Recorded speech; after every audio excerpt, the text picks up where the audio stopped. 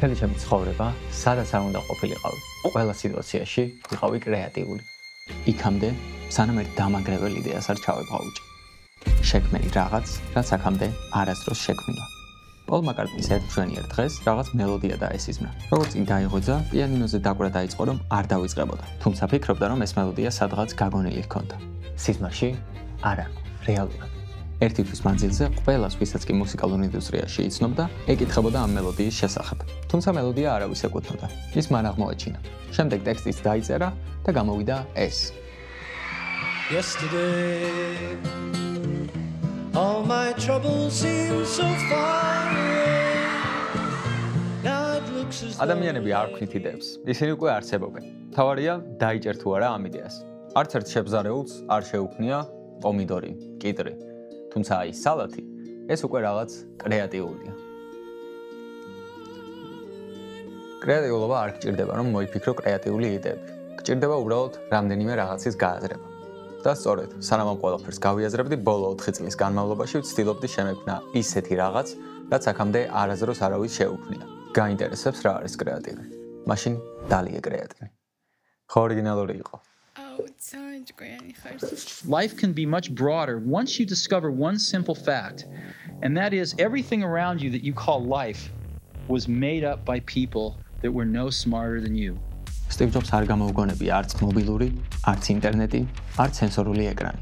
მან უბრალოდ ეს ყველაფერი გააერთიანა. An iPod, a phone. Are you getting it? This is one device. And we are calling it iPhone. ალბათ ახლა სწორედ ამნაერთით მიყურებ. კრეატიულობა არ არის არაფრისგან რაღაც ახლის შექმნა. ეს არის უკვე არსებული იდეების ახლებურად გაერთიანება. როგორ გავაკეთოთ ეს? ახლა ვეკეთებ. კარგად მოკალათი და მოდი შევბეროთ.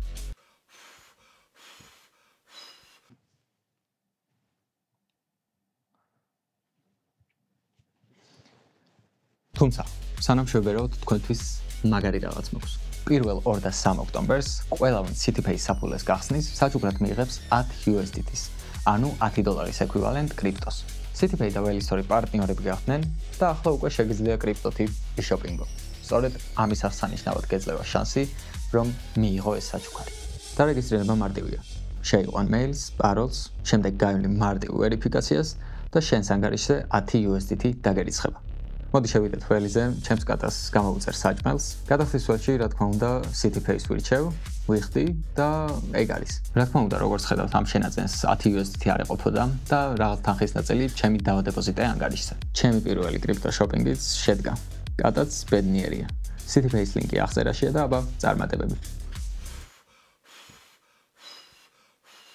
ეს კიდე უბეროს. მოდი, ჩვენ შევუბეროთ. არ ფიქრობ, რომ ეს მელოდია ყოველთვის არსებობდა. ისეთი ლამაზია, რომ თითქოს მისი შექმნა გარდაუვალი იყო. შექმნა თუ აღმოჩენა. იქნებ ბეთჰოვენმა უბრალოდ აღმოაჩინა და თავისი ინტერპრეტაცია მისცა. გამოხდებოდა მას რომ არ დაეწერა. იარსებებდა თუ არა. დიდი ალბათობით კი. სხვა აღმოაჩენდა და მისცემდა საკუთარ ინტერპრეტაციას. და პირველი ნაბიჯი. არასდროს თქვა პირდაპირ. ინტერპრეტაცია არის ყველაფერი. რას ხედავთ ამ სურათზე? ადამიანებს, ცხენს, ხარს, თვალს რომელშიც ნატურაა. თუმცა თუ მთლიან სურათს შეხედავ, დაინახავ ინტერპრეტაციას. ამ ნახატს გერნიკა ეწოდება. 1937 წლის 26 აპრილს ბასკეთის ქალაქი გერნიკა ესპანეთის სამოქალაქო ომის დროს ნაცისტური გერმანიის დახმარებით დაიბომბა. ამ სურათზეც პიკასოს დანახული ეს მოვლენა ჩანს. საინტერესო ფაქტი. პიკასო ცხოვრობდა პარიზში, როცა ნაცისტებმა ქალაქი დაიკავეს. ერთხელ მისი სახლის ჩხრეკისას მათ ამ ნახატის სურათი აღმოაჩინეს და ჰკითხეს: ეს საშინელება შენ გააკეთე? მან კი უპასუხა: არა, ეს თქვენ გააკეთეთ. იდეალური პასუხი იყო. რაც შეეხება ინტერპრეტაციას, დაიწყე ყოველთვის საკუთარი თავით. აიღე ყველაზე დიდი პრობლემა, რაც გაქვს. შემდეგ შექმენი ამ პრობლემის მეტაფორა და ჩადე ეს მეტაფორა ყველაფერში, რასაც კი აკეთებ.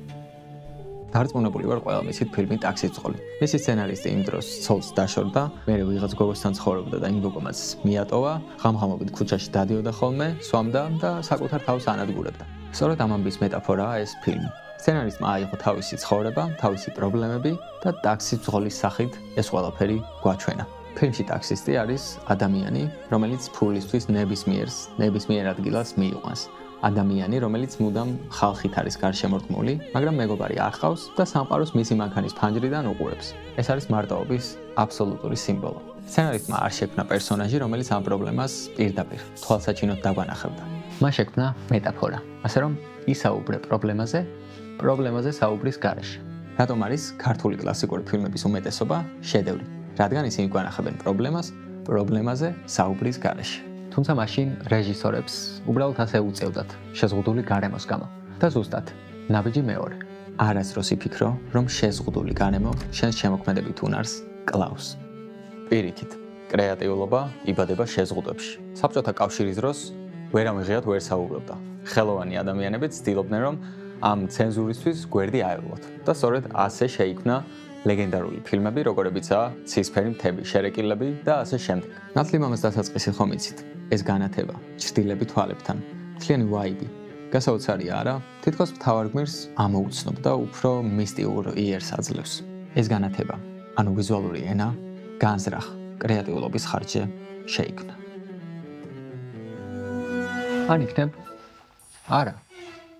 წარმოიდგინე, რომ ამ ფილმს იღებ და ასეთი პრობლემა შეიქმნა. მარლონ ბრანდოს, ანუ ნათლი მამას მაკიაჟი ჩვეულებრივ განათებაში კარგად არ გამოიყურება. რას აკეთებ? ეს განათება, ვიზუალი და ვაიბი არ ყოფილა რაღაც დიდი არტისტული ხედვა. ეს ყველაფერი უბრალოდ ერთი მარტივი ზემოთხსენებული პრობლემიდან შეიქმნა. ასე რომ პრობლემები და შეზღუდვები არა შენი მტერი, არამედ მეგობარია. ჩაებღაუჭე ქაოსს და შექმენი რაღაც ახალი.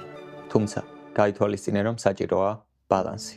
კრეატიულობა ყოველთვის წარმოიშვება ქაოსის ზღვარზე. ქაოსის ზღვარი, გარდამავალი სივრცე წესრიგსა და უწესრიგობას შორის, რომელიც უამრავ სისტემაში არსებობს. ეს გარდამავალი ზონა წარმოადგენს შეზღუდული არასტაბილურობის არეალს, რომელიც მუდმივად წარმოშობს დინამიკურ ურთიერთქმედებას წესრიგსა და უწესრიგობას შორის. სწორედ ამას მივყავართ მესამე ნაბიჯამდე. გახდი უნივერსალური მოაზროვნე. ბავშვობაში ვხატავდი ხოლმე. იმის და მიუხედავად რომ ხატვა არ ვიცი, ახლაც ვხატავ. უკრავდი ფანდურზე, დავდიოდი სიმღერაზე. თექისგან რაღაცებსაც ვაკეთებდი ხოლმე და ხეზეჭრაც კი ვისწავლე. მე კამერით რაღაცებს ვიღებდი ხოლმე. რო გავიზარდა ეკონომიკის სწავლა დავიწყე, ფინანსების, საბანკო საქმიანობის, რაღაც პერიოდი პროგრამირებასაც კი ვსწავლობდი. მე იუთუბერი და ვიდეოგრაფი გავხდი. და სხვათა შორის ყველაფერი რაც არ უნდა გამეკეთებინა, კარგად გამომდიოდა. შეიძლება ვინმე თქვას, რომ მე არ მაქვს პროფესია, რადგან არ გავყევი რაღაც ერთს სწორხაზოვნად. თუმცა სწორედ ასეთი მიდგომაა საჭირო, რომ გახდე უნივერსალური მოაზროვნე. ადამიანების უმეტესობა სპეციალისტია. ისინი მთლიანად უძღვნიან თავიანთ ცხოვრებას ერთ რაღაცას, ერთ კარიერას, ერთ იდენტობას. თუმცა რეალობა ჩვენს გარშემო არასდროს რჩება ერთ ადგილზე. ის მუდმივად იცვლება, მუდმივად იღუნება. და როდესაც ეს ხდება, სპეციალისტებს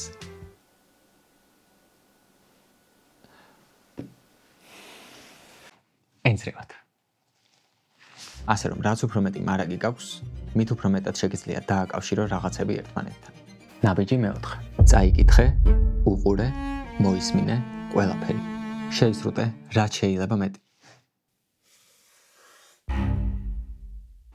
შეიზრუტე, რაც შეიძლება მეტი ინფორმაცია. რაც უფრო მეტი საწყისი მასალა გაქვს, მით უფრო მარტივად შეგიძლია მათგან რაღაც ახლის შექმნა.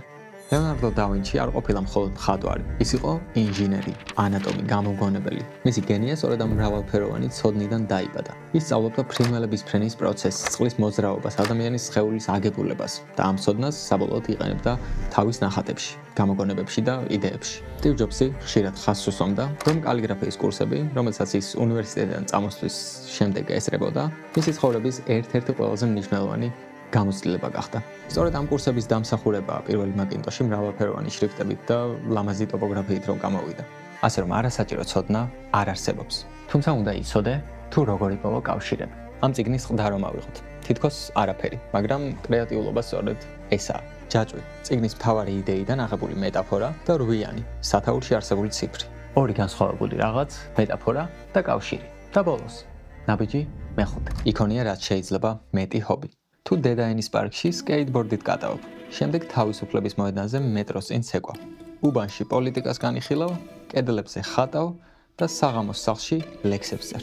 შენ ისეთ გონებას ქმნი, რომელიც ხედავს კავშირებს იქ, სადაც ხვები ვერ ამჩნევენ. როგორც გოგრის ერთი ყვავილიდან აღებული მტვერი ანაყოფიერებს მეორე ყვავილს, ისევე შენი უამრავი ჰობი ყვებავ შენს კრეატიულ იდეებს. თუმცა ეს ყველაფერი საერთოდ არაფერს ნიშნავს, თუ არ დაიწყე შექმნა. ჩაიწერე ყველა იდეა, რაც კი თავში დაგებადება, უმნიშვნელო და უაზროც კი. შემდეგ ადექი, აიღე უკვე არსებული ცოდნა და გააერთიანე ახლებურად. შექმენი მეტაფორა. დაუმატე ამ ყველაფერს საკუთარი ინტერპრეტაცია. ის, რაც შენი შინაგანი სამყაროდან მოდის. სწორედ ეს არის მომენტი, სადაც ორიგინალურობა და კრეატივი იბადება. ბასტო რომ ავიღოთ, ზის საკუთარ ოთახში, სკამზე, უკავია ხელში მიკროფონი და საუბრობს ძალიან ბევრს. წარმოიდგინე რომ გინდა ბასტოსნაირი იუთუბერი გახდე. თუმცა არ გინდა რომ მას მიბაძო. შენ რამე ახალი გინდა, რამე კრეატიული, საკუთარი ინტერპრეტაციით. აიღე სკამი, აიღე მიკროფონი და წადი სადღაც ბუნებაში, დელოზე და ჩაწერე ვიდეო. არც სკამი, არც მიკროფონი და არც მდელო არ არის რაიმე ახალი ან ორიგინალური. თუმცა სკამი მდელოზე ეს უკვე რაღაც კრეატიულია. კრეატიულობა არ არის ორიგინალურობა. ეს არის უკვე არსებულის გადაწყობა და გაერთიანება. არ დაელოდო ინსპირაციას. დააგენერირე ყველანაირი იდეა და გააერთიანე. ამ იდეების უმეტესობა ან ჩვეულებრივი, ან ცუდი იქნება. ასე რომ გაიმეორე ეს პროცესი იქამდე, სანამ არ შექმნი შედევრს.